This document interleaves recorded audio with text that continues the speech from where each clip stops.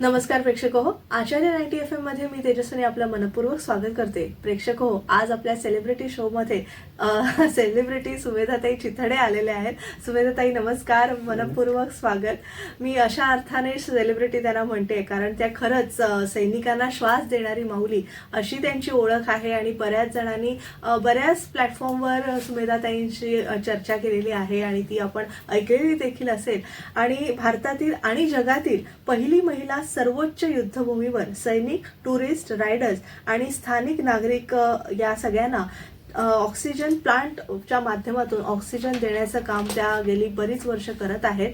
आणि पावन भिक्षेच्या माध्यमातून त्यांनी 17 कोटीचा प्रकल्प समाजातल्या सर्व स्तरातील लोकांना समर्पित करणाऱ्या अशा त्या आहेत. आणि एका सैनिकाची पत्नी आणि सैनिकाची आई अशी त्यांची ओळख आहे. आणि सिर्फ फाउंडेशन SIRFच्या फाउंडेशनच्या त्या संस्थापिका आहेत. स्वधर्म, धर्म आणि कर्म यावर त्यांचा जास्ती विश्वास आहे आणि त्या अनुषंगाने त्या काम करतायत. आत्मकेंद्रित ते राष्ट्रकेंद्रित आपण कसं व्हावं यासाठी त्यांचं आजवरचं काम आपण पाहत आलेलो आहोत. आणि या सगळ्या कार्याच्या दृष्टीने आज थोडेफार त्यांना मी प्रश्न विचारणार आहे. अधिकाधिक त्या कार्याविषयी आपण सगळ्यांनी जाणून घ्यायचं आहे. आपला उद्देश तोच असणार आहे, देव धर्म देश यासाठी आपण कार्यरत आहोत. तर सिर्फ फाउंडेशनची स्थापना कधी झाली हे तुमच्या बऱ्याचशा मुलाखतीतून आलेलं आहे. सैनिकांसाठी काम करणं ही देखील प्रेरणा तुम्हाला घरच्या मंडळींमुळेच मिळाली. तर त्या थोडंच आपण त्यातला भाग घेऊ आणि मग नंतर पुढे जाऊया. ओके. घरातले संस्कार तर मी कायम म्हणतेच की जे आज एक संस्कारांची गरज कायम आहे, कायम राहणार आहे.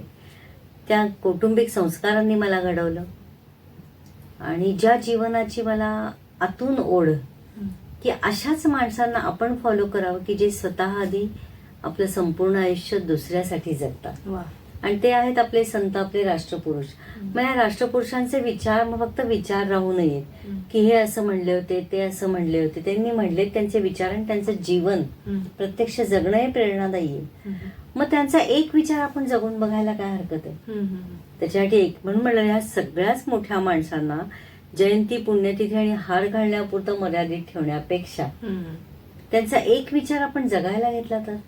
त्यातला माझ्या राष्ट्रसेवा कार्याचे गुरु स्वातंत्र्य विनायक दामोदर सावरकर, त्यांचा हा विचार मी जगायचा केलेला अंशात्मक प्रयत्न म्हणजे हा जीवन प्रवास आहे की देहाकडून देवाकडे जाताना मध्ये देश लागतो. आणि हे सावरकर जगलेत. जेव्हा मी लहानपणी सावरकर वाचत होते तेव्हा त्यांचं जे आपल्या पत्नीला सांगताना जे होतं ना ते त्यावेळेत नेमकं नीट समजलं नाही.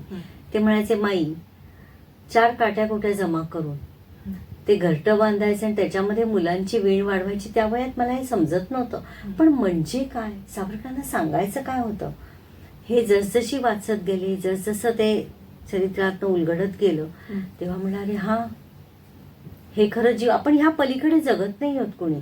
मी ते चुकीचं आहे बरोबर आहे हा विषय नाहीये, पण उठा, नोकरी करा, आपली मुलं, आपलं घर, हे कुटुंब तर नक्कीच महत्वाचं कारण कुटुंबातच समाजाची घडण होणार आहे.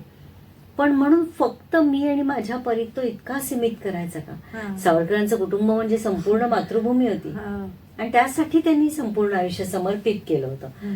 आणि म्हणून त्यांचं ते समर्पण आणि अर्पण मला असं सतत भावत होतं, खुणावत होतं. आणि मग हा रस्ता मी माझ्या जीवनाशी कसा जोडू, कुठे आणि कशी जगू. आणि म्हणून सैनिकांविषयी जसं आवडीने मी लहानपणापासून वाचत होते ते त्यांचं जीवन जेव्हा मी जवळून बघायला लागले, आपल्या भारताच्या सगळ्या सीमारेषांवर मी काही कामानिमित्ताने जात असते ते अनुभवलं. आणि अरे म्हणलं अरे माझं जीवन त्यापेक्षा खूपच सुखासीन आहे. आणि मग सुखासीन आहे तर मी जगताना फक्त माझ्यासाठी जगते, मी देशासाठी मी काय करू शकते त्यातनं. की हा ते जेव्हा बॉर्डरवर जायचे तेव्हा मला खूप गोष्टी की अरे ह्यांच्यामध्ये हे नाहीये, ते नाही, त्यांच्या तिथे अमुक गोष्टी दिसत नाहीयेत. आणि एवढ्या म्हणजे मी अगदी सहज म्हणायचं तर 100पैकी 99 गोष्टी नसतील तिथे सुविधा म्हणून, तरी सुद्धा त्याविषयी तक्रार नाहीये, त्यांची अपेक्षा नाहीये. आणि जे आपण आता सामाजिक स्तरावर बघतोय की संप, उठाव, मोर्चे, रिझर्वेशन कॅटेगरी आणि फुकट कसं मिळेल, सगळ्यात वाईट म्हणजे परमेश्वराने दिलेले बुद्धिमत्ता, तुम्हाला कष्टासाठी दिलेलं शरीर हे प्रत्येकापाशी असताना आम्हाला बसल्या जागी फुकट मिळावं, या मानसिकतेला जर आपल्याला छेद देऊन प्रत्येकाला आपलं आपलं कर्म प्रामाणिकपणे करायला लावायचं असेल तर माझ्या अनुभवातनं सैनिकांचं जीवन हे आदर्शवत आहे आजच्या घडीला सुद्धा. मग ते जर काही मागत नाहीत, ते तक्रार करत नाहीत, तर त्यांच्या सेवेचा सन्मान आपण कसा करू शकतो? ह्या विचार करता करता आणि सैन्य आपल्या भारताच्या सीमारेषांचा अभ्यास करता करता वाचनातनं मी त्या सर्वोच्च युद्धभूमीवर पोहोचले. आणि मग तिथं असलेली सगळ्यात ऍडव्हान्स सिच्युएशन म्हणजे हाय अल्टिट्यूडमुळे हवेमध्ये असलेल्या ऑक्सिजनचं अत्यंत अल्प प्रमाण. मग तिथं होणाऱ्या कॅज्युअलिटीज या लॅक ऑफ ऑक्सिजनमुळे आहे. तर हे त्यांनी का झेलावं आपल्यासाठी? बरोबर. ड्युटी आपण सुद्धा नोकरी व्यवसाय करत असतो, ऍडव्हर्सिटीज प्रत्येकाला कमी जास्त प्रमाणात फेस कराव्याच लागतात. पण आपण बी इथं बघते की जरा काही कमी, की हे कसं नाही ते कसं नाही, आम्हाला हे मिळालं पाहिजे ते मिळालं पाहिजे, आम्हाला हे पाहिजेच हा विचारच नाही, आम्ही काय देऊ शकतो हा विचार आहे इतक्या ऍडव्हान्स कंडिशन्स मध्ये सुद्धा. आणि हे त्यांचं सततचं देणं आणि निरपेक्ष असणं मला खूप भावलं. मग याच पद्धतीने आपण सेवा करावी. सावरकरांना काय मिळालं? काहीच नाही. हा, मग ही लोकांचा जो एक त्यांचा मोटोच जो होता ना, काय मिळते हा विचारच आसपास कुठं नव्हता. आपण काय देऊ शकतो. अच्छा. आणि त्यामुळे देण्यासाठीच आयुष्य ही माझी धारणा पक्की झाली. मग मी काय देऊ शकते, काय करू शकते हा पुढचा विचार आहे, पण आधी दिलं पाहिजे. मग मी काय देऊ शकते, तर मी या सैनिकांच्या सेवेचा सन्मान नक्की करू शकते. त्या दृष्टीने माझे विचार होते आणि सुदैवाने माझ्या दिवंगत पतींची मला साथ चांगली लाभली. कारण एका ध्येयाने झपाटून जगण्यासाठी ध्येय आपला श्वास झाला पाहिजे. म्हणजे ध्येय आपला श्वास आणि ते श्वासाचा ध्यास पुन्हा अशा पद्धतीने जगलं गेलं पाहिजे. आणि त्यामुळे माझा धर्म कर्म या सगळ्या गोष्टींचे माझे विचार हे सगळ्या सेवा कार्याशी जोडलेले आहेत. स्वधर्म कर्म राष्ट्र, राष्ट्र हा सेवा धर्म. आणि असं कर्म करताना तेच आपला धर्म झाला पाहिजे की माझं काम मी अत्यंत नेकीने प्रामाणिकपणाने आणि कोणत्याही अपेक्षेशिवाय करीन. त्याचा हा मार्ग म्हणजे हे सैनिकांच्या सेवेचं सन्मान कार्य. आणि ते करताना एकटीचं नाहीये, आपलं राष्ट्र आहे. संपूर्ण राष्ट्राची सुरक्षा ते जबाबदारीनी बांधिलकीनी आणि प्रेमाने करतात. तो जो सेवाभाव आहे ना त्यांचा, तो मला खूप भावला आणि त्यातनं ह्या कामाची सुरुवात झाली. हो, पण नेहमी आपण असं म्हणतो की कोणी शिवाजी जन्मावा तसेच आहे. ते तर असतं.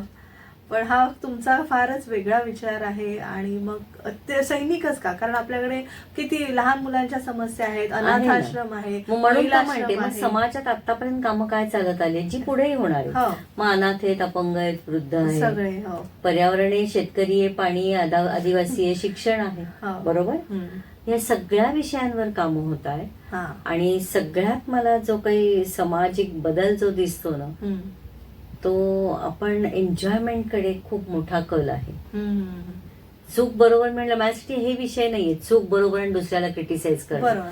पण आपल्याला एक सामाजिक धारणा, राष्ट्र संघटन आणि राष्ट्राची प्रगती अशा मोठ्या ध्येयाने विचार करायचा असेल तर आपण आधी प्रत्येकाने स्वतःवर काम करायला हवंय. मी आणि मीच्या बाहेर पडून आपण प्युअरली द्यायला शिकलं पाहिजे. शुद्ध स्वरूपात देणं आणि त्याच्यातनं कोणतीही अपेक्षा न करणं, अशी सेवा आणि ते संस्कार रुजले पाहिजेत घराघरातून. ते कसे करता येतील? आणि मगाशी तुम्ही विचारलं तसं सैनिकच का, जे मी सुरुवातीलाच म्हणलं की त्यांचं जगणं जे मी गेली 26-27 वर्ष बघतेय, ते असंच बघितलं की इतके निरलसपणे सेवा करणं जे म्हणतो ना आपण, की तिथं कुठे आळस नाहीये, तिथं अपेक्षा नाहीये, तिथं इगो नाहीये, तिथं फक्त आणि फक्त प्रत्येक क्षण. कारण त्यांची विचारधारा आपण सैनिकांची बघितली ना तर कायम जो मला असा फरक जाणवत आला, आपण शाळा शिकलो, भारत माझा देश आहे म्हणतो, आणि तो माझा माझा माझा. मग ज्या गोष्टी मी, माझं घर, माझी गाडी याविषयी जेवढे आपण पॉझिटिव्ह आणि काळजी घेतो तेवढी राष्ट्राविषयी ती भावना आहे का? त्या उलट मला ह्याच राष्ट्रातनं बिनकष्टाचं फुकट कुठल्या तरी XYZ कारणाने रिझर्वेशन हे विषय कधी बंद होतील? तुम्ही माणूसच माणसामध्ये भेदाभेद करताय ना. आणि सैन्य दल हे एक संघटन असं आहे की जिथे कुठंही हा भेदभावच नाहीये. आणि म्हणून त्याचा एक मोठो असतो, राष्ट्र सर्वप्रथम, सेवा परमो धर्म. हा धर्म जेव्हा रुजेल तेव्हा या भेदाच्या भिंतीच संपतील ना.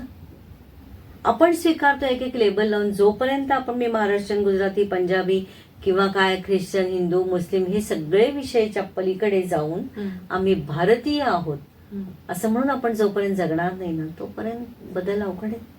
आणि हा बदल स्वीकारायचा आहे पुढे आपणच माणसांनी. हा बदल आपण कधी स्वीकारू, जेव्हा आपण स्वतः आधी दुसऱ्याचा विचार करायला लागू. आणि हे प्रत्येकाकडनं होणं अपेक्षित आहे. आपण असं म्हणूच शकत नाही की हे ना, कारण हा विषयावर मी जिथे जिथे आता अखंड मी प्रवास करत असते ह्या विषयाच्या अवेअरनेससाठी.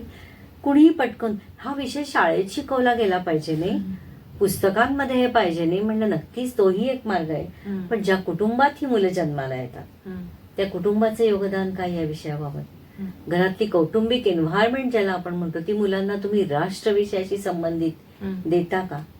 त्या गोष्टी, त्या पुस्तकांचं वाचन, सामाजिक विषय, समाजातलं वर्तन, म्हणून म्हणलं ही जबाबदारी प्रत्येकाची आहे. आपण जबाबदारी घ्यायची वेळ आली की ते दुसऱ्यांनी कसं करावं याविषयी पहिलं काम करतो. आणि म्हणून ह्या विषयांबाबत मी व्यक्ती म्हणून काय देशाला देऊ शकते ही धारणा बदलून तो प्रवास होणं, मग अचाट कामं उभी राहू शकतात. म्हणजे मी अगदी आनंदाने म्हणू शकते आजपर्यंत हा 17 कोटींचा जो प्रवास आहे, बापरे, विविध सेवा प्रकल्प, मी स्वतःकडे वळून बघताना माझं मलाच आश्चर्य वाटतं की हे कसं शक्य झालं असेल. त्याच्यासाठी आहे ती एक आध्यात्मिक माझी शक्ती, म्हणजे माझे सद्गुरूंवर माझी निष्ठा. म्हणून हा पण एक धर्म, आपला धर्म इतका उन्नत आहे, आपले संत परंपरा इतकी अफाट आणि उन्नत आहे. आपण निसर्गाच्या पुढे शरण आहोत. आणि आज जी काही आपण आंतरराष्ट्रीय पातळीवर परिस्थिती बघतोय, नक्की या विषयापासून मला तिकडं जायला आवडेल. हे काय घडतंय नक्की, आणि आपण भारतीयांनी त्याबाबत अनभिज्ञ माझा काय संबंध म्हणून राहू नये. आपल्या घराघरातनं हे विषय हाताळले गेले पाहिजेत की नेमकं काय चाललंय राष्ट्रीय आंतरराष्ट्रीय पातळीवर, त्याचं मी भारतीय नागरिक म्हणून काय महत्व आहे आणि मी जाणून घेणं काय गरजेचं आहे.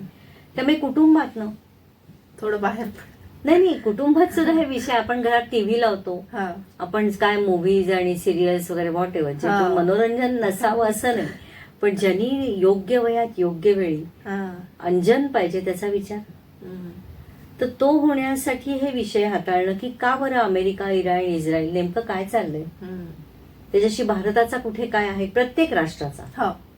आणि मग ह्या कामातनं झालं कसं की जागतिक पातळीवर एक सुंदर मेसेज गेलाय की आपण भारतीयांनी जर संघटित व्हायचं ठरवलं, कारण या 17 कोटींमध्ये आपल्या देशातले सगळ्या स्तरातल्या माणसांचं आर्थिक योगदान आहे. अगदी सामान्यातले सामान्य, अगदी रिक्षा ड्रायव्हर, घरामध्ये सफाईला येणारे काही माणसं, कामगार यांच्यापासून ते अगदी इंडस्ट्रियलिस्ट किंवा शिक्षण क्षेत्रातली मोठी माणसं, वेगवेगळ्या पातळ्यांवरची मोठी माणसं, लहान मोठा हा भेद नाहीये, सगळ्या स्तरातली, आणि राष्ट्र जर सगळ्यांचं आहे तर आपल्या प्रत्येकाने आपल्या कष्टाच्या कमाईचं आपल्या इच्छेनुसार काहीतरी योगदान आपण देणं लागतो देशाचं, या भावनेने करावं हा माझा प्रयत्न होता. आणि त्याच्यात माणसं जोडली गेली आणि म्हणून हे कार्य उभं राहिलं. त्यामुळे अर्थात सामाजिक ऋण मी मानते, परमेश्वरी कृपा तर आहेच, आणि त्याशिवाय शक्य नाही. मी केलं म्हणलं ना तर मग ते संपलं सगळं. त्यामुळे परमेश्वराने बुद्धी दिलेली आहे, समाजाने साथ दिलेली आणि सैन्य दलाने संधी दिलेली, हे माझं कायम मानणं आहे आणि त्याविषयी मी कृतज्ञ आहे. नक्कीच स्वातंत्र्यवीर विनायक दामोदर सावरकर यांची वाट तुम्ही नक्कीच म्हणजे त्याच वाटेने पुढे जात आहे. मला वाटतं ही वाट नक्कीच खडतर असणार आहे आणि फुलांच्या ऐवजी जास्ती काटेच या वाटेवर तुम्हाला बघायला लागले असतील. तर मी एक छोटीशी विश्रांती घेऊया आणि या सगळ्या प्रवासाविषयी तुमच्याकडून अधिक जाणून घ्यायची उत्सुकता आहे. तुम्ही पाहत राहा आचार्य 90 FM ऑन रेडिओ. आपण आज सेलिब्रिटी शो मध्ये जाणून घेतो आहोत सैनिकांना श्वास देणारी माऊली सुमेधाताई चितळे यांचा प्रवास.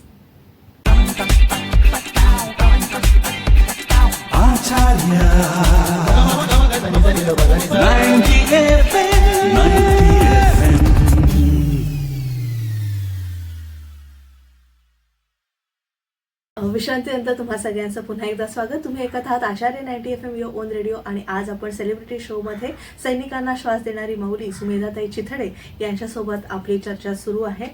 सुमेधाताई, विश्रांतीपूर्वी जसं मी म्हटलं की फुलं मिळण्यापेक्षा तुम्हाला जास्ती काटे मिळाले असतील, तर अशा काही म्हणजे हा खरतर प्रवास होता. तर तुम्हाला काय अडचणींना सामना करावा लागला आणि त्या तुम्ही जसं मगाशी उल्लेख केला आध्यात्मिक शक्ती, ती मला जाणून घ्यायची की आध्यात्मिक शक्तीचा काय त्याच्या कामावर प्रभाव पडला आणि त्या सगळ्या अडचणी तुम्ही कशा दूर सारून पुढे गेलात त्याविषयी थोडंसं.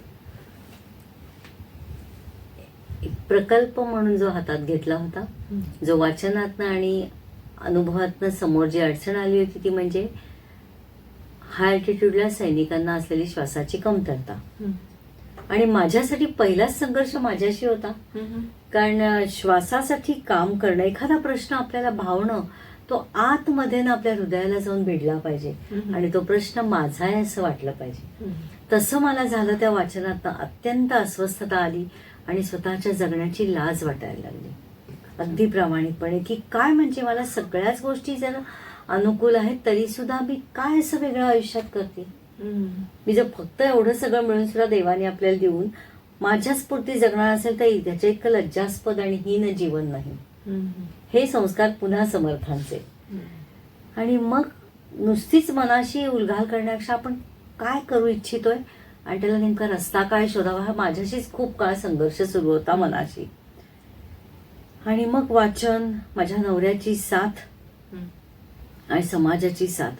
पण त्या आधी संघर्षात मला स्वतःलाच उभं राहायचं होतं की नेमकं मला करायचं काय, की ऑक्सिजनची कमतरता कळली, पण त्याच्यावर काम करायचं म्हणजेच काय करायचं. तो वाचन होतच आणि शोध होता. पण म्हणलं एखादा प्रश्न आतमध्ये भिडला ना की त्याच्या उत्तराकडे जावं. हे मला अत्यंत, हा सामाजिक घडणच होता ना, ही धारणा मानसिक झाली पाहिजे की मला प्रश्न माझ्या आसपास कौटुंबिक जीवनात सतत प्रश्न दिसणार आहेत. पण आपण त्यातल्या प्रत्येक प्रश्नाच्या उत्तराकडे जर वाटचाल सुरू केली तर आपण नकारात्मकतेकडून सकारात्मकतेकडे नक्की जगायला लागू. 100% सगळ्या प्रश्नांची उत्तर आपल्या एवढ्याशा आयुष्यामध्ये आपण काढू शकू असं नाहीच आहे. पण निदान उत्तरांकडे जाताना आपली मानसिक धारणा सकारात्मक होते. मी सतत नकार शोधायचा, कमी काय शोधायचं पेक्षा अधिकाधिक त्यातलं म्हणजे सुरुवात जेव्हा त्या रस्त्यावर चालायला सुरुवात करतो 4 पावलं तर आपण सकारात्मकतेकडेच पुढे गेलेले असतो. म्हणून ठीक आहे, मग वाचन अफाट शोध घेत होतो आम्ही दोघं जण. आणि अक्षरशः 2-3 वर्षाच्या अभ्यासानंतर ते समोर आलेलं उत्तर होतं की ऑक्सिजन जनरेशन प्लांट आणि रिफिलिंग सेंटर. पण म्हणजे काय, कुठं ना आम्ही दोघं त्या म्हणतात ना वैद्यकीय क्षेत्रातले ना काही. माझं ऍब्सोल्युटली नाही. टेक्निकली पण आम्ही काही त्याच्यातले नाही. माझा नवरा टेक्निकली खूप साऊंड होता आणि विजनरी होता. आपण म्हणतो ना कामाला दृष्टी आणि दृष्टिकोन असावं, तशी होती की करायचंय ना त्यांनी कधीही मला नाही हा शब्दच डिक्शनरीत नाही. की सगळं शक्य आहे, पूर्ण असेल अर्ध असेल पण शक्य आहे. पहिलं शक्यतेकडे जा, शक्यतेकडून अशक्यतेकडे जा. त्यामुळे आम्ही शोध घेता घेता ते उत्तर जे आलं oxygen generation plant refilling centre. मग भारतात अशी यंत्रणा कुठे, कशी, काय. पण आपल्याला तर काम करायचे सगळ्यात सर्वोच्च युद्धभूमीवर जगातल्या. तिथं तापमानाचं जे काही रौद्र रूप आहे ना आपल्या बुद्धीपलीकडचं आहे की -35 डिग्री आणि -55 डिग्री ऑनवर्ड्स, की म्हणजे काही कुठून ते पचण्यासारखंच नव्हतं. पण प्रश्न माझा होता, तर काय करावं की ह्या एक्स्ट्रीम मायनस डिग्रीज मध्ये अशी काही यंत्रणा की जी कारण श्वासाला ही उत्तरं नाही आहेत ना की थांबा थोड्या वेळाने नंतर बघू. त्यामुळे काम करताना सुद्धा मनात आमच्या दोघांचे सेम प्रश्न होते किंवा त्या प्रश्नांवर उत्तरं शोधायची होती की श्वास ताबडतोब मिळणं, अखंड मिळणं, तिथली मॅनपॉवर वाचवता येईल का हे बघणं. आणि मग ते करताना ती यंत्रणा उत्तर आली होती पण ती आपल्या भारतात नाही, ती टेक्नॉलॉजी. मग ती टेक्नॉलॉजी कुठे आहे ती शोधता जर्मनीमध्ये त्याचाही शोध होता. त्यामुळे अभ्यासात आधी 2-3 वर्ष बरीच गेली. आणि मग ते यंत्रणेचं नाव मिळालं, पण त्या खर्च आणि बरोबर ती गणित, आर्थिक गणित आलं की आपण आधी खरं थांबतो. पण मी म्हणलं ते ईश्वरी कार्य असेल ना तर ईश्वर ते पूर्ण करून घेतो. ही ती श्रद्धा पुन्हा. आणि मग ते टार्गेट समोर आलं 2.5 कोटींचं ध्येय. मग म्हणजे अक्षरशः क्षणभर थांबले मी. पण विचार होता की विचार पेरणाराही तोच मनामध्ये. तर मग उत्तर देईल ना तो, आज नाही उद्या देईल. पण जेव्हा आपण सतत त्याचा ध्यास घेतो ना, तेव्हा नक्की श्वासागणिक तो ध्यास जपला की त्याचं उत्तर नक्की सापडतं. ही माझी श्रद्धा आहे. आणि ह्या प्रश्नाच्या उत्तरासाठी दैनंदिन ही दिनचर्या माझ्यावर संस्कारातनं आलेली आहे, सद्गुरूंच्या कृपेने आलेली आहे. त्या माझ्या सद्गुरू, आध्यात्मिक सद्गुरू माझे समर्थ रामदास स्वामींसमोर मी उभी राहिले आणि म्हणलं मला मार्ग दाखवा, मला मार्ग दाखवा मला. आणि अर्थात परमेश्वर सुद्धा मला असं वाटतं जेव्हा केव्हा साथ देतो, जेव्हा हे तुम्ही फक्त स्वार्थापोटी मागत नाही. आणि आपण आपल्या देवाला सुद्धा ना कुठेतरी ह्याच्यामध्ये बांधून टाकले. म्हणतो ना की मी तुला हे देतो, तू मला ते दे.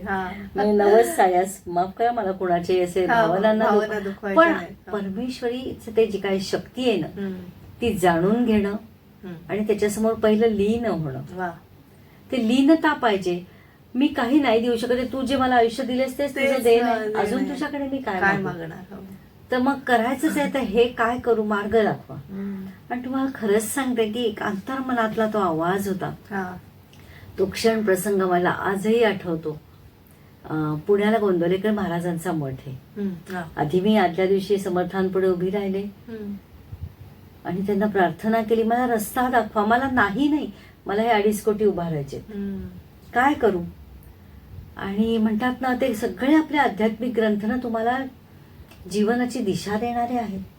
पण आपण त्या दृष्टीने त्याच्याकडे पाहिलं तर मग भिक्षा, पावन भिक्षा. आणि म्हणून त्याला नावच असं, भिक्षा माग. आता भिक्षा म्हणजे भीक नाही, आपण म्हणलं शब्दांच्या गाभ्यातच आम्ही शिरत नाही. आणि नुसतं काही त्याची शब्द म्हणून चिरफाट नाही करायचे, त्या गाभ्यातला अंतर्गत अर्थ गर्भता जाणून आपण काम करणं. तर त्यांनी तो भिक्षा मागायची. आणि मग जा समाजासमोर, पैसा तुझ्यासाठी मागणार आहेस का, अर्थात नाही. मग एवढे मोठे जे उभारायचे 2.5 कोटी, ते सुद्धा भारताच्या मातृभूमीच्या सुरक्षेसाठी उभे असणाऱ्या सैनिकांच्या श्वासासाठी. म्हटलं हा आतला आवाज हा माझा नाहीये, ही बुद्धीही माझी नाहीये, जर देणारा तेच आहे. पण मग भिक्षा म्हणजे मग कशी मागू. म्हणजे हे सगळं सांगू का, आपण म्हणतो ना की विचार, एखादी कल्पना, हे बोलायला सोपं असतं, करायला गेलं की ते कठीण. भिक्षा कशी मागू. भिक्षा माग, खांद्याला झोळी अडकव, हा आतला पहिला आवाज होता जो सद्गुरूंनी मला दिला होता. पण ती मागू कशी. पुन्हा मी म्हणलं, मी त्यांचे पाय धरलेले आज सगळ्यात सोडले नाही आणि सोडणारही नाही. शेवटपर्यंत त्यांनी तशीच सेवा करून घ्यावी.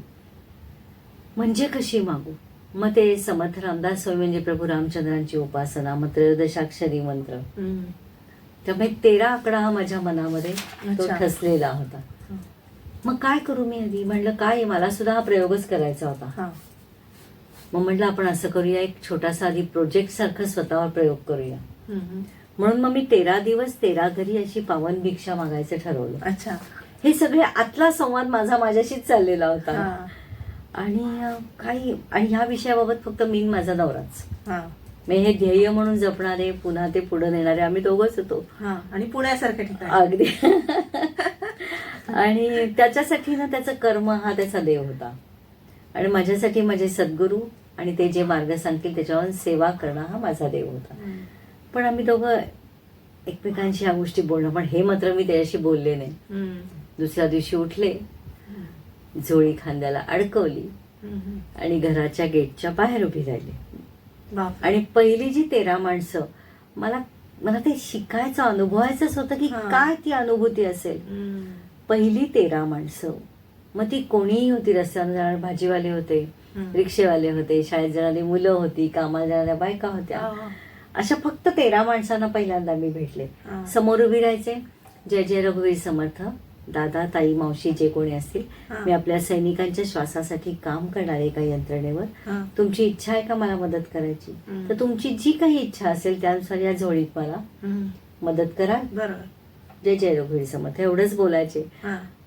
काही नाही, लोक अशी बघायचे, कारण असं आपल्या समाजात विचारच नाही. हे दिसतच नाही ना की एखादी स्त्री अशी काहीतरी हा. भिक्षा मागते आणि असं बरं काहीतरी- काय असं काही फसलं, कारण सांगून. हो, हा बरं. आणि आपण असे हो की बऱ्या घरची दिसते की हो. काय माहिती बामटी असेल, खोटं हो, बोलते. बरोबर. म्हणजे हे सगळं मी लोकांच्या चेहऱ्यावर वाचत होते आणि तिथं मनाचं बळ, मनाची ताकद. आधी दुसऱ्यासमोर उभं राहणं, काहीतरी मागायला, हा. ह्याची लाज वाटते, कमीपणा वाटतो, लोक अपमान करत होती. अच्छा. ते तर उघडच आहे ना उघडच म्हणजे. आहे, हो. आणि हे मला अपेक्षित होतं, पण त्यावेळी तो चेहरा वाचणं आणि अशी एक कुत्सितपणाची भावना, तुम्हाला काय गरज आहे? हा अपमान करणं किंवा हसणं, हे सगळं मी एक निरीक्षण करत होते. आणि अच्छा म्हणलं, एखाद्या वेगळ्या विचाराला छेद देऊन जगताना समाजाची धारणा कशी असते. त्यामुळे समाज मन वाचायची एक सुंदर संधी होती मला. आपण ते आपल्या गोष्टीकडे बघतो कसे ना, ह्याच्यावर खूप अवलंबून आहे. नको बाई लोक हसतील, अशी तर मी घरातच बसले असते. कारण विचार वेगळा, कृती वेगळी म्हणली की ती प्रतिसाद तुम्हाला नॉर्मल येणारच नाही. आणि उगाच सुखासीन आयुष्य जगताना लष्कराच्या पोलिसांना भाकऱ्या अगदी कशाला? अगदी हा जो अप्रोच आहे ना आपल्याकडे, त्याला छेद द्यायचा असेल तर तो संघर्ष होताच. आणि हे मी रोज अनुभवत होते. आणि छोटी छोटी मुलं तर त्यांना काय, पण मी का 13 का ठरवली होती. हा. तर बेसिकली माझी ती हेच आहे की सब कुछ तेरा कुछ नाही मेरा. वा. ते आतमध्ये येताच कामा नाही, कारण समर्थ मला सांभाळत होते. कारण आपण म्हणतो ना की मी केलं म्हणलं ना की तिथं पुन्हा शून्य येतं. की अरे जरा बाई एवढंच करते आणि मी केलं म्हणून आरती ओवळ थिंडते, हा. तर त्याला काही अर्थ नाहीये. आणि म्हणून समर्थ आत्मा सांगत होते, मी करता म्हणसी तेने तू कष्टी होसी, राम करता म्हणता पावसी यश कीर्ती प्रताप. वा. मी यशकीर्तीसाठी करत नव्हते हे तर निश्चित होतं, पण मला ते ध्येय मात्र पूर्ण करायचं करायचंच होतं. आहे. पुन्हाच मी सांगते ना, पावलं पावली मला समर्थांनी सांभाळलंय. मी पुन्हा उभी राहायचे की आज तर असं झालं 2.5 कोटी, आणि आज कोणी नाही, कोणीतरी अगदीच असे बघून 10-11 रुपये द्यायचे, कोणी 100 द्यायचे, काही मग- नारळ पण दिला असेल. काहीच नाही. मग म्हणलं की पुन्हा त्यांच्याशी बोलायचे. रघुनाथ स्मरोनी कार्य करावे, ते तत्काळाची सिद्धी सजावे, करता राम असावे अभ्यंतरी. हा. एक एक शब्दावर थांबलो ना की ते आपले घडण करून घेतात. तू कार्य करतेस ना, स्मरण त्याचं ठेव. मग प्रत्येक शब्दागणिक रघुनाथ स्मरोनी, त्याचं स्मरण कर आणि भिक्षा मागायची आहे हा. ना, त्याचं स्मरण कर. तुझ्यासाठी मागतेस का? नाही. दाखवण्यासाठी मागतेस का? त्याहून नाही. नाही. करता राम असावे. त्यामुळे ह्या सगळ्याच करता करविता तो आहे. लोक बोलतायत काय, हसतायत काय, तुला मिळतंय काय किंवा नाही मिळतंय काय, सगळंच करवणारा तो आहे. त्यामुळे त्यातनं ना आपण आतून हलके हलके होत जातो. मी त्या सांगते, तो प्रवासच अतिशय सुंदर होता माझा, की मी रोज वेगळा अनुभव, रोज वेगळे माणसांचे चेहरे वाचत होते. पण 13 दिवस संपले, पण त्यातनं मी निर्भय होत होते. आतून मी आतून शांत होत होते. मला त्या सगळ्या लोकांच्या वर्तनात कुठला त्रास होत नव्हता, रागही येत नव्हता, की हेच अपेक्षित होतं मला. ही जी धारणा घडून जाते ना की अच्छा म्हणजे असं होणार आहे. मग रोज की अरे पण ध्येय कितीचे 2.5 कोटी. मग 13 दिवसात नाही साध्य होणार नव्हतं. विषय मोठा आहे, आपल्या समाजातल्या सगळ्या स्तरांना घ्यायचे म्हणल्यावर मग मी मोठ्या मोठ्या सामाजिक म्हणजे होतं कसं होतं हे काम करताना, आम्ही फारशी कुठे म्हणजे कौटुंबिक सामाजिक समारंभात मी कुणाला सापडत नव्हते. की हल्ली तू कुठं बिझी असतेस. मग मी नाही म्हणलं, जरा म्हणजे काही कामच चाललेत. मग हळूहळू लोकांना कळत गेलं होतं, कारण 1999चं कारगिल युद्ध झालं ना, तेव्हा जेव्हा महाराष्ट्राच्या आसपास जे सैनिक आपले शहीद झाले होते, त्यांच्या घरी आम्ही दोघांनी जायला सुरुवात केली होती की थेट त्या कुटुंबाची सेवा करावी आपण. आणि त्यामुळे कधीतरी महाराष्ट्राच्या आसपासच्या गावांमध्ये शनिवार तेव्हा आम्ही दोघेही नोकरी करत होतो, त्यामुळे आम्ही सापडायचो नाही. आणि मग माझे नातेवाईक ते मित्रमैत्रिणी सगळ्यांना माझी आजही तीच विनंती की मला एवढं जरी सांभाळून घेतलं ना तरी ती मला मोठी मदत आहे. अर्थात कोणाला मी मला क्रिटिसाइज करण्यापासून थांबवू शकत नाही, त्यांनी त्यांचं काम करावं, मी माझं काम करते. पण मग तेव्हा लोकांना थोडं थोडं माहिती झालं होतं. अगं मग तू एवढं जरा हा विषय पोहोचव ना लोकांपर्यंत. म्हणलं हो नक्कीच. मग त्यासाठी मी एक 2 तासाचं प्रेझेंटेशन ऑडिओ व्हिज्युअल देते, राष्ट्राय स्वाहा इदम नमः म्हणून. मग त्याच्यामध्ये आपल्या भारताच्या सीमारेषा, सैनिकांचं जीवन आणि अशी अनेक ऑपरेशन्स आहेत की त्यामध्ये आपल्या सैनिकांनी स्वतः पलीकडे जाऊन राष्ट्रासाठी काय जगणं आहे. जो कायम मला प्रश्न आहे की हे काम तुम्ही का करता, त्याचं उत्तर मी त्यातनं देते की मी सैनिकांच्या लॉयल्टीसाठी काम करते. काय त्यांची निष्ठा आहे स्वतःच्या कामावर. मग मी क्षणभर प्रश्न मला जेव्हा विचारतात ना, की कारण माझा नवरा वायुदलातनं निवृत्त होता, मुलगा माझा आता आर्मी ऑफिसर आहे सर्विंग, त्यामुळे तर म्हणून तुम्ही करता का? म्हटलं का, ह्याच्यासाठी आपल्या घरात तर मनुष्य सैन्य दलात पाहिजे का? आणि मग म्हणून म्हटलं पुन्हा आम्ही फॉरेनर्सचं अनुकरण, परकीयांचं अनुकरण तर आपण अगदी छानच करतो ना. वुमन्स मे ते परकीयांचे असं नाही, पण जागतिक महिला दिन आणि कुठले कुठले रोज डे आणि अमकं कशाचं काय ही फक्त एक डेची आपली संस्कार संस्कृती नाहीये. आपल्याकडे ज्या उत्तमोत्तम गोष्टी आहेत त्या आपल्या जीवनाचा अविभाज्य भाग असावा ही आपली संस्कृती आहे. मग एका दिवसासाठी मदर्स डे कसा काय असू शकतो? तर ते रोजच्या जगण्यात असावं म्हणून मग आपल्या देशामध्ये हे लहान वयापासून अंगात कसं भिनेल, तो पण हा विचार होता. म्हणून मग वेगळ्या सामाजिक शैक्षणिक संस्था यांच्यामध्ये मी गेले. मग लोकांना आवाहन करायला लागले की मला अर्थात हे ध्येय करायचे पूर्ण, मला तुमचं आर्थिक योगदानाचं सहकार्य अपेक्षित आहे. कारण मी झोळी ओपन खांद्याला लटकवलेली होती, त्याच्यामध्ये कुठला दाखवणं आविर्भावही नव्हता आणि लपवण्यासारखं तर त्याहूनच नव्हतं. आणि मग माझ्या मोठमोठ्या काही कार्यक्रमांमध्ये मुंबईकरांचा खूप मोठा सहभाग आहे. मी आवर्जून प्रत्येक माध्यमावर नमूद करू इच्छिते. कुठलाही शहर असं काही भेद नाहीये, पण जिथं हा सहकार्य मला उत्तम मिळालं त्यांच्याविषयी कृतज्ञता जाहीर व्यक्त करणं. त्यामुळे आता जसं आता तू या आकाशवाणीच्या माध्यमातून मांडतेस, दूरदर्शन चॅनल्सनी खूप केलं, किंबहुना मी राहायला पुण्यात आहे. हे काम एका सीएनचं काय त्यांची काय ऑर्गनायझेशन त्यांचं मीटिंग वगैरे असते, त्यांनी मी त्यांचं नाव जरूर घेऊ इच्छिते. जयदीप सहस्रबुद्धे, विनोद करंदीकर आणि कल्पना राईलकर, ही जी 3 सीए आहेत त्यांनी मला मुंबईमध्ये किंबहुना अनेक ठिकाणी हे काम पोहोचवण्यासाठी खंबीरपणे ही माणसं माझ्यावर उभी राहिली. आणि आत्ताची जी माझी सहकारी आहे सेक्रेटरी संस्थेची अनुराधा कोटी भास्कर, हे माझे असे भक्कम खांब आहेत या सेवा कार्याचे. माझा नवरा आहेच आहे, माझा मुलगा आता जो आहे तो पण आहेच आहे, पण हे आपल्या कुटुंबातले, पण हे माझा परिवारच असा झाला खरंच की मी मुंबईत आले की मला कशाचीच काळजी नसते. हे भक्कम स्वतःच्या पलीकडे जाऊन वेळ देणं, आपली बुद्धिमत्ता देणं. आता सीएनची फीस द्यायला मला बहुतेक वेगळं काम करावं लागेल, पण हे कोणीही माझ्याकडे सेवा कार्याचं कुठलाही एक अजिबात नाही. आणि हीच तर सेवा आहे. माझं अपील हेच आहे लोकांना की तुमचं तंत्रज्ञान द्या, तुमचा वेळ द्या, तुमचं कौशल्य द्या आणि विषय पोचवा. देण्यासारखं खूप आहे, पण फक्त देणं जाणं. आणि ही माणसं उभी राहिली आणि मग कामाचा पसारा खूप वाढला. मग लोकांपर्यंत तो वेगाने विषय पोचायला लागला. आणि ती जी झोळी अडकवली मी ना, ती 99 पासूनच आहे खरं तर. आणि मग ह्या सगळ्या सीए मंडळींची मी 19 नंतर जोडले गेले, पहिला प्लॅन झाल्यानंतर. पण त्याच्यानंतर ही सगळ्या मंडळीची साथ मला भक्कम आहे. मग मी अखंड जी प्रवास करते त्या प्रवासात हा विषय मांडते. माझ्या बोलण्यात सैनिक आणि सेवा आणि सैनिकांसाठी सेवा करणे ह्या पलीकडे विषय नसतो. आणि मग समाजालाही ते भावतंय की मगाशी मी जसं आपण विविध विषयांवर काम करतोय, सैनिकांना आपण लष्करच्या भाकरी म्हणून गृहीत धरलं म्हणतो, पण आपण पटकन तुला कोणी सांगितलंय, म्हणजेच आपण त्या सेवेचं अनमोल सेवेला मोलच देत नाही, ते मोल करूच शकत नाही आपण. पण मी म्हणलं ना, अशी माणसं मी या सैन्य दलातली बघितली की कधी अपेक्षा हा शब्दच नाहीये. आणि मग इथे सामाजिक मी जेव्हा बघते ना की अरे संप उठाव मोर्चे काढतात, कुठेतरी जातपात भेद करतात, फुकट मिळावं मागतात. अरे काय म्हणजे हे जे वैचारिक दारिद्र्य आहे ना, त्यातनं समाजाची एक व्हॅल्यू खाली घसरण होते. बरोबर. 1 BHK 3 ते संपणारच नाहीये, गाडी झाला की बंगला हवा. बरोबर, नक्कीच. खरंच हा आता म्हणजे अगदी शून्यातनं केलेला प्रवास 17 कोटींपर्यंत येऊन आतापर्यंत थांबलेला आहे आणि 20 कोटींचं टार्गेट आहे.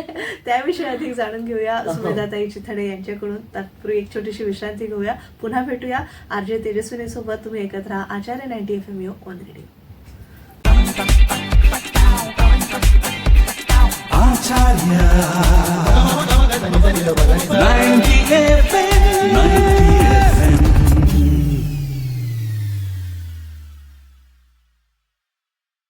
विश्रांतीनंतर तुम्हा सगळ्यांचं पुन्हा एकदा स्वागत. तुम्ही ऐकत आहात आचार्य 90 FM युअर ओन रेडिओ आणि आज आपण सुमेधाताई चिथडे यांच्याशी संवाद साधतो आहोत.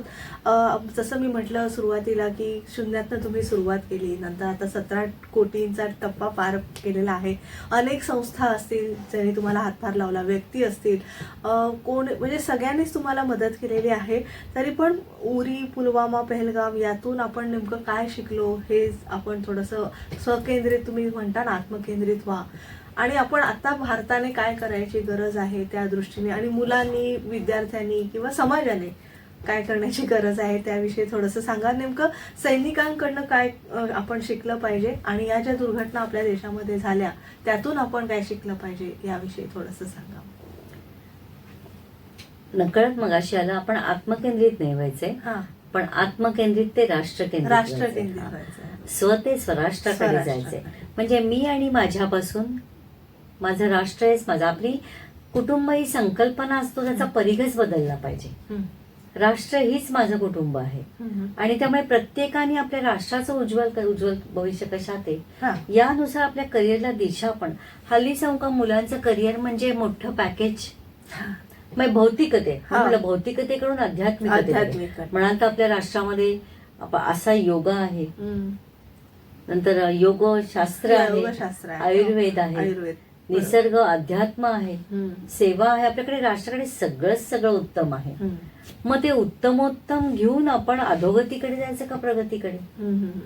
मग केवळ उपभोगाकडे जायचं का त्यागाकडे जायचं? आणि सैनिकांचं जीवन हे त्यागमय आहे. असे इतके अनुभव आहेत ना माझ्यापाशी सांगण्यासारखे की ती त्यांचं जगणं. एक आपले सुभेदार मेजर होते दिवाण सिंग, एक प्रसंग नक्की शेअर करते की का त्यांच्या लॉयल्टी म्हणजे नेमकं काय. तर ते तिकडे सियाचेनच्या बाजूला पोस्टिंगवर असताना, तेव्हा बऱ्याच वर्षांपूर्वीची घटना, तेव्हा असे काही मोबाईल, मेल असं काही नव्हतं. तर टेलिग्राम तार आली त्यांच्या त्या जिथं ते होते तिथे, आणि घरी लगेच बोलवलं होतं त्यांना सुट्टीवर. त्यांच्या सीओनी त्यांना बोलवलं आणि सांगितलं की सुभेदार मेजर साहब आप छुट्टी निकालो और घर जाओ. क्यों, क्या हुआ है? झालं काय होतं, त्यांची छोटी मुलगी, काहीतरी 7 ते 10 वर्षाची छोटी मुलगी होती, ती स्टोवचा भडका ओढून जळून गेली होती. म्हणजे एखाद्या वडिलांना, एकतर सांगू काय, सैनिकी परिवाराला त्यांचं कौटुंबिक जीवन काहीच नाही, असं कमी प्रमाणात असतं. म्हणजे हे मोठं सॅक्रिफाईस त्यांना करावं लागतं की प्रत्येक पोस्टिंगवर फॅमिली नेता येत नाही, सेपरेशन खूप वेळा त्यांना अनुभव, पण ते सहजतेने स्वीकारतात कारण त्या कामाची ती गरज आहे, ती जबाबदारी आहे आणि ती बांधिलकी आहे. हा जो त्यांच्या सहजतेने या गोष्टींकडे पाहण्याचा दृष्टिकोन आहे, तसंच झालं. आता ही घटना नक्की अशी होती एक व्यक्तीच्या जीवनामध्ये घडणारी की आपली छोटी मुलगी जाणं, तिथे इतक्या लांब राहून पचवणं ते दुःख. तर अर्थात सीओनी त्यांना लगेच आप छुट्टी निकालो और घर चले जाओ. आणि त्याच वेळी एका ऑपरेशन मध्ये आपले सैनिक शहीद झाले होते, 5-7. आणि त्या सैनिकांचं पार्थिव त्यांच्या घरी पोचवायची जबाबदारी यांच्यावर होती. मग आपण जे म्हणतो ना मी आणि माझं, मला सगळ्यात नंतर मी बोलीन की माझी समाजाकडनं अपेक्षा आहे ना, प्लीज मी आणि माझं सोडा. आणि मी माझ्या राष्ट्राचा विचार, जे सैनिक जगतात ती त्यांची विचारधारा आहे ना, आधी राष्ट्र मग माझे सहकार्य आणि सगळ्यात शेवटी मी, ते केवळ म्हणत नाहीत, ते जगतात. ते इथे जगणं बघितलं आमच्या सुभेदार मेजर दिवाण सिंगांचं. सीओ सांगतोय छुट्टी निकालो साहब और घर चले जाओ. तर ते म्हणले नाही, मैं नाही जाऊंगा.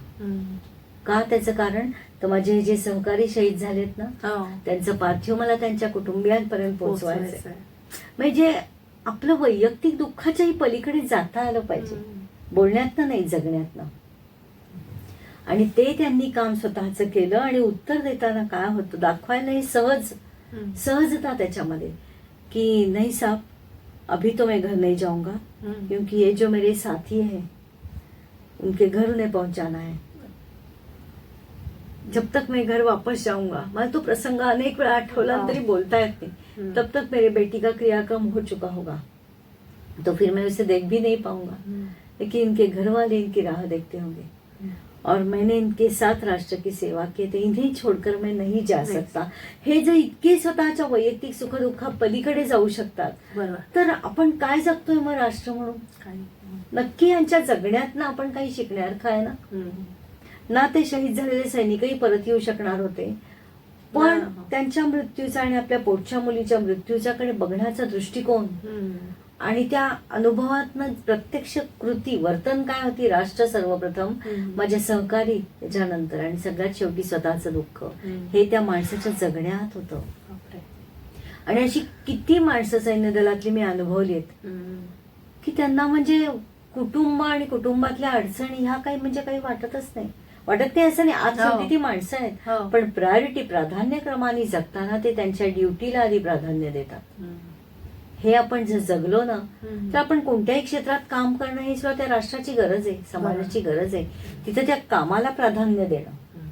आणि ही जी मानसिकता हल्ली ओव्हरऑल बघते, कुठल्याही स्पेसिफिक कार्यालयावर माझा काही रोष किंवा मला त्याला टीका नाही करायची, पण मानसिक धारणा सहज आपण बघतो की 10:30 ते 5:30 माझं ऑफिस असेल तर आम्ही काय करतोय मला ह्याच्यावर न बोलायची आवश्यकता नाहीये. असं का होतंय? अशी कृती करायची तरी मनात आपल्या इच्छा का होते की मी यातनं कमीत कमी वेळात जास्तीत जास्त मोबदला कसा घेईन, पेक्षा मी जास्तीत जास्त काम करीन, केवळ मोबदल्यासाठी नाही करणार. हा बदल होणं समाजात मानसिक धारणा म्हणून गरजेचं आहे. मला काय मिळेल पेक्षा मी काय देऊ शकेन, सैनिकांकडनं हे शिकायचंय. आणि हा त्यांच्या विचारधारा आणि कृती याचे जे साधर्म्य आहे ना, त्यामुळे त्यांची सेवा करावीशी वाटते मला. आणि त्या सेवेतनं मग आजपर्यंत हे 4 oxygen generation and refilling plant, म्हणजे सगळ्यात पहिला जगातली सर्वोच्च युद्धभूमी सियाचीन, तो 2.5 कोटींचा, दुसरा जम्मू काश्मीर कुपवाडा, तिसरा अरुणाचल तवांग, आणि चौथा आता नुकताच मी देऊन आले अरुणाचल प्रदेशमध्येच फील्ड हॉस्पिटल आहे. सगळे प्लांट दिले गेले सुभानसिरी म्हणून. पुढचे 3 प्लांट हे 3.5 कोटींचे आणि पहिला प्लांट हा 2.5 कोटींचा. हे केवळ ऑक्सिजनसाठी झालेलं काम. आणि बाकीचे आपण अनेक प्रकल्प सामाजिक सहभागातून उभे राहिले, ते म्हणजे आपल्या दिव्यांग सैनिकांच्या सेवेसाठी solar water heater system plant. काही आपल्या पोस्ट अशा आहेत काही ठिकाणी की जिथे अप्रोच रोड नाही, कॅज्युअलिटीच्या वेळी इमिजिएट त्यांना उपचार मिळण्यासाठी सुविधा नाहीत, अशा ठिकाणी क्रिटिकल केअर अँब्युलन्सेस, ई बस अशा दिल्या आपल्या. आणि माझा फोकस सगळा युनिफॉर्म मध्ये राहून जी राष्ट्राची सेवा करतात त्यांच्या सेवेचा सन्मान, ते मागत नाहीयेत. म्हणून मग आपला काही जबाबदारीच नाही का, आपण काही देणं नाही लागत का, म्हणून तो सन्मान. मग आपल्या सैनिकांच्या दिव्यांग मुलांची एक आशा स्कूल म्हणून शाळा असते, त्या शाळेमध्ये येणाऱ्या मुलांची जाण्या येण्यासाठी स्कूल बस. आपल्या सैनिकांच्या काही काही दिव्यांग आहेत, त्यातल्या काही म्हणजे माझ्यापर्यंत आपण नजर शोधक ठेवली ना की आपल्याला त्या गोष्टी दिसतात. त्यामुळे नीड बेस काम करणं. मग आमच्या सैनिकाच्या एका मुलीला व्हीलचेअर, सैनिकांच्या वीर पत्नींच्या आर्थिक स्वावलंबनासाठी जम्मू काश्मीरच्या सांबा जिल्ह्यामध्ये एक बेकरी चालवली जाते, त्या वीर नारींचं वेतन आपण संस्थेमार्फत देतो. अशी विविध स्तरावर सैनिकांच्या जीवनातल्या वेगळ्या गोष्टींवर कामं आपण करतोच आहोत. आणि भविष्यातही असे 15 ते 20 कोटींचं आव्हान घेऊन त्यांची सेवा म्हणून विविध प्रकल्पांवर मी काम करतच आहे, करणार आहे. त्या भिक्षेच्या झोळीचं हे सामर्थ्य आहे. पावन भिक्षा म्हणून मी ती पावन आहे, पवित्र असं त्याला का म्हणलं तर तो हेतू पवित्र आहे त्याच्या मागे. तो काही माझ्या वैयक्तिक उदरनिर्वाहासाठी भिक्षा नाहीये. भिक्षा शब्दालाच एवढं सामर्थ्य आहे की माझ्या सद्गुरूंनी दासबोधामध्ये एका भिक्षा निरूपणासाठी एक समास खर्ची केलाय. म्हणजेच मनुष्य जीवनामध्ये त्याचं महत्व तेवढं आहे. कारण आपण जमिनीवर राहत नाही, आपण दुसऱ्याचा विचार आधी करत नाही, आपला अहम सोडायला आपण तयार नसतो. सगळं सुटतं असं नाही, पण आपण निर्भय होतो. आपण स्वतः आधी दुसऱ्याचा विचार करायला लागतो, आपण समाज मन वाचतो, आपण चिंतन करतो. कुणाच्या वर्तनाने दुःखी न होता ध्येयापासून ढळायचं नाही, हे त्या जगण्यातनं शिकतो. कारण त्या अनुभवाने भिक्षेच्या शिकवलं ना मला. आणि हे म्हणून ती पावन, त्याच्या त्या झोळीमध्ये सामर्थ्य. आज 17 कोटींचं घालणारे कोण आहे? समाज आहे. ती ताकद, ती माझी मनाची धारणा टिकवण्यामध्ये पुन्हा समाज आहे, माझे समर्थ आहेत, सद्गुरू आहेत. कारण मी जर चलबिचल माझी झाली असती की नको बाबा लोक चेष्टा करतात, नको बाबा लोक नावं ठेवतात, हसत होती ना लोक मला, अगदी हसत होती, नावं ठेवत होती, अगदी तोंड वाकडी करत होती, डोकं फिरलंय म्हणत होती. हे पचवायची ताकद देणारे कोण होते? आपण एवढ्या तेवढ्या गोष्टींनी नाराज होतो, लोक बोलतातच ना, आणि लोक बोलणारच होती. अशा वेळी ती मनाची ताकद टिकवून ध्येयाप्रत नेण्यासाठीचे जे स्टेबल होणं, ते मला कोणी घडवलं? त्या भिक्षेनी घडवलं. आणि म्हणून म्हणलं ना की हे आपण जगायचा प्रयत्नच करत नाही. ती पावनभिक्षा जगायच्या प्रयत्नाने मला समर्थांनी दिलेल्या एका ताकदीने आणि सावरकरांनी दिलेल्या राष्ट्रसेवेच्या प्रेरणेने असं बरोबर मधनं काम हे सुरू आहे. आणि ते करताना सुद्धा हे सगळं समर्पित भावाने, हे सगळं सेवाकार्य मी आपल्या भारतीय सैन्य दलाला, समाजाला आणि सद्गुरूंना हे समर्पित आहे. कारण पुन्हा मला ते म्हणलं ते इतके सुंदर घडवतात ना, त्यांनी मला पुन्हा समर्पण आणि अर्पणातला फरक शिकवला. ते आपण पटकन म्हणतो अगं ना मी ना ह्या देवालयाला हे अर्पण केलं, मी केलं आलं ना. समर्पणामध्ये मीचा विसर आहे आणि अर्पणामध्ये मीच स्मरण आहे. मीच विस्मरण झाल्याशिवाय आपण समर्पितच करू शकत नाही. त्यामुळे समर्पण भावनेने हे कार्य घडावं यासाठी त्या माझ्या सद्गुरूंसमोर आणि माझ्या सेवा कार्याच्या गुरुसमोर माझ्या आई वडिलांचा आशीर्वाद, सामाजिक एक कृतज्ञता, माझ्या मिस्टरांचं, माझ्या मुलाचं योगदान आणि सैनिक. पण म्हणलं एखादं कार्य असं उभं राहतं की ती सगळी ईश्वरी किमया आहे. नाही तर माझ्यासारख्या सामान्य स्त्रीचे कुठली ताकद 17 कोटींची, कसा काय समाजाने विश्वास ठेवला असेल.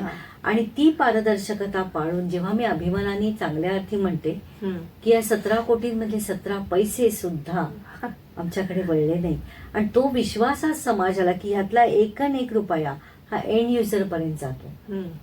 आणि हा विश्वास माझ्याबरोबर काम करणारे सगळे सहकारी, आमचे सीए, आमचे ऑडिटर्स, चॅरिटी कमिशनर, म्हणजे समाजाला एवढा विश्वास देणं. आणि हेच मला पोचवायचे की सामाजिक कार्य अशीच झाली पाहिजे. पण आता ठिकठिकाणी गल्लोगल्ली आणि एनजीओ निघालेले आहेत. म्हणून म्हणलं आपला हेतू शुद्ध पाहिजे. आता पुन्हा म्हणलं विवेकानंद जगायचाच हा एक मार्ग आहे त्यांचा. म्हणून एक विचार तो आपल्या जीवनामध्ये कुठेतरी इम्प्लिमेंट करा की त्यांचं म्हणणं काय उलगडतं. विवेकानंदांचा असा विचार आहे, हा माझा नाहीये, पण मी तो त्या रस्त्याला धरून चालायचा प्रयत्न केला की म्हणजे काय त्यांना म्हणायचं होतं. तुमच्या कार्याचा हेतू शुद्ध, तो आधी तपासा. हेतू शुद्ध आहे माझा सैनिकांची सेवा, कामामध्ये पारदर्शकता येस आहे. त्यामुळे परमेश्वरासमोर उभी राहिली की माझी नजर खाली जाणारच नाही. कारण यातला एक पैसा माझी इच्छाच नाहीये ना, अशी स्वतःसाठीची इच्छा संपवणं हे सुद्धा पुन्हा सद्गुरूच घडवतात. आणि हा बेस पुन्हा मला काय मिळेल पेक्षा मी काय देऊ शकते ह्याच्यासाठी आयुष्य आहे. आणि ही धारणा तरुणाईची पण घडावी ह्याच्यामध्ये. म्हणलं की आणि समाज चांगलाच, मला प्रत्येक चांगल्या गोष्टीवर माझा खूप विश्वास आहे. तरुणाई येते ना मला साथ द्यायला. माझ्याबरोबर एक टेक्निकल मला सहाय्य करणारा तरुण मुलगा आहे, सुमेध पाथर्डकर. त्याचं मी नाव घेऊ इच्छिते, पुण्याचा आहे. त्याचं एज्युकेशन आहे, त्याचा जॉब आहे. म्हणजे आपण जे कारण सांगतो ना की वेळ नाही. आता तो पण आयटी मधला आहे, म्हणजे माहिती आपल्याला आयटीतली मुलं आयटीत पण कशी असतात माहिती. पण टेक्निकली आता आमची पिढी जरा म्हणजे खास करून मी तर टेक्निकली काही टेक्नोसेवी नाहीये. मग मला मदत लागते काही काही गोष्टी पीपीटी मधल्या अपडेशन करायला किंवा पीपीटी बनवायला वॉटर. त्याला मी एक फोन केला ना की तो स्वतः म्हणून आपण कारण कोणती सांगतो, घरामध्ये समारंभ आहे, घरामध्ये कोणी ऍडमिट आहे किंवा कोणी मृत्यू वगैरे, म्हणजे ही कारण चुकीची आहेत असं नाही. पण जेव्हा ध्येय या सगळ्याच्या पलीकडे असतं ना तेव्हा आपण प्रायोरिटी द्यायला देतो. त्या सुमेधला मी एकदा फोन केला, अरे दादा मला आणि माझं असंच प्रवास सतत असतो, मला पहाटे दुसऱ्या दिवशी निघायचं होतं कामासाठी आणि थोडे काही पीपीटीत अपडेशन हव्या होत्या. तर म्हणले येऊ शकशील का रे. तर येतो म्हणला. तो नाही मला म्हणला. आणि एक अर्ध्या तासात पोचला घरी आणि असा ब्लेझर वगैरे घालून. आता म्हटलं काय हिरो आज ब्लेझर मध्ये. नाही अहो भावाचं लग्न आहे. अरे म्हटलं मग तू तो लग्नाच्या हॉलमधनं हे मला मदतीला आलं. आणि ही मुलं ह्याच्यातनं कुठलाही पैसा अपेक्षितही ठेवत नाहीत, घेतही नाहीत, केली नाही मदत. सेवा आहे, मदत आहे, कार्याला उभं राहणं आहे. अशी सुंदर माणसं माझ्या बरोबर आहेत आणि म्हणून हे कार्य उभं आहे. त्यामुळे प्रत्येक ह्या सुंदर माणसातल्या सुंदरतेला, सैनिकांच्या सेवाभावाला, राष्ट्राला, सद्गुरूंना हे सगळं सेवा कार्य समर्पित आहे. आणि ते आपल्याकडे घेतलंच नाही ना की खूप मस्त असतं, की हे माझं नाही म्हणलं की सगळ्यात मस्त असतं. मला तुम्ही म्हणजे सावरकरांचा उल्लेख केला, समर्थांचा उल्लेख केला, स्वामी विवेकानंदांचा उल्लेख केला, पण मला तुमच्याकडे पाहून ज्ञानेश्वर माऊलींची आठवण झाली खरंच. कारण त्यांनी जे पसायदानात लिहून ठेवलंय, जो जे वांशीला ते ते लाहो. खरंय, नक्कीच, खरंय. खरं. आणि वीस- ते तुम्ही मूर्तिमंत पसायदान जगता आहात आणि तुमच्या सगळ्या 20 कोटीचे म्हणजे असंख्य कोटी होत अशा कोटी देवांकडे मी आपल्या 33 कोटी देवांकडे मागणं मागते. आणि एक समाजाला या तुम्हाला- माध्यमातून हो, आवाहन करू नक्कीच. शकते का? हो. मग सगळ्यांना स्वाभाविक प्रश्न पडतो की मग आम्ही काय करू शकतो. तर सगळ्या माऊलींना माझा हात जोडून सांगणं आहे हा. की आपल्याला मुलगा असेल मुलगी असेल, स्वतः आधी राष्ट्राचा विचार करायचे संस्कार द्या. हं. कुटुंब संघटन, राष्ट्र हा. संघटन, राष्ट्रभक्ती आणि राष्ट्रसेवा हं. हे आपल्या जीवनाचे एक आधारस्तंभ झाले पाहिजे. हं. आणि त्याच्यासाठी मी काय देऊ शकतो ह्या विचारांची घडण हं. आणि तेच संस्कार. हं. आपल्याला 10 रुपये मिळत असतील रोजचे, त्यातला 1 रुपया राष्ट्रसेवा कार्यासाठी, हं. 100 मिळाले 10 तुमच्या इच्छेने द्या. हा. पण जेव्हा असं कार्य उभं राहतं ना, हं. तेव्हा आपल्याला येस किंवा मी चांगल्या सेवा कार्यासाठी माझं योगदान दिलं. हं. आणि ती मानसिक धारणा घडणं हं. आणि तशी जीवनशैली बनणं. हं. नाहीतर आपण आज मी अगदी सत्यता ही सगळ्यांनाच माहितीये. हा. आपण हॉटेलमध्ये जातो, हं. शिळं भाजी खायला किती पैसे देतो हो. देतो की नाही देतो. तो तुमचा पैसा आहे, तुमचा चॉईस आहे. मीही जात नाही असं माझा अजिबात दावा हा. नाही. पण आपण हे सगळं करतोच आहोत ना. हं. त्यामुळे हे खोटं आहे. मला वेळ नाही म्हणणं आहे तर मला जाम खोटं बरोबर. वाटतं. हा. कारण मुंबईकरांचं जीवन तर मी कायम बघते किती वेगवान आहे. हा. पण तरी ह्या सेवा करायला मुंबईकरांचा प्रतिसाद उत्तम उत्तमच आहे. हो. नक्की. आणि असा प्रतिसाद समाजाने देणं. त्यामुळे जे मी म्हणलं की या कामातनं जगभर मेसेज गेलाय हं. की भारतीय जे एका सकारात्मक कार्यासाठी संघटित झाले हं. तर काय घडू शकतं. हं. हे त्याचंच एक उत्तर आहे. बरं. आणि म्हणून म्हणलं दुसऱ्याला क्रिटिसाइज अजिबात करू नका, हं. स्वतःला करा. मी माझ्या स्वतःला प्रयत्न करते की माझं आज काय सुटलं. प्रत्येक माझा श्वासाबरोबर विचार की माझ्या ध्येयाप्रत आज मी एक पाऊल पुढे गेले का. हं. हं. बरं. आपण नक्की जातो जेव्हा ते स्वतः पलीकडचं काम असतं. हं. आणि तेव्हा परमेश्वर पण आपल्या सोबत उभा राहतो. हो. म्हणून या मी सेवा करायला ईश्वरी कार्यच मानते. आणि आपल्या कार्यावर श्रद्धा आणि श्रद्धा, निष्ठा पाहिजे. निष्ठा. आणि त्यामध्ये मला काय मिळेल नाही. त्यामुळे आयुष्य हे देण्यासाठी आहे, घेण्यासाठी नाही. नक्कीच आज सेलिब्रिटी शो मध्ये तुम्ही सहभागी झालात त्याबद्दल मनपूर्वक आभार. तर धन्यवाद. प्रेक्षक आमच्या सेलिब्रिटी शो मध्ये सुमेधाताई चिथडे सहभागी झाल्या होत्या. आमची ही मुलाखत तुम्हाला नक्कीच आवडली असेल अशी आशा व्यक्त करते. तुमचे प्रतिक्रिया आणि अभिप्राय आमच्या कमेंट बॉक्समध्ये नक्की कळवा आणि आरजे तेजस्विनीला इथेच निरोप द्या. धन्यवाद. Acharya 90 FM 90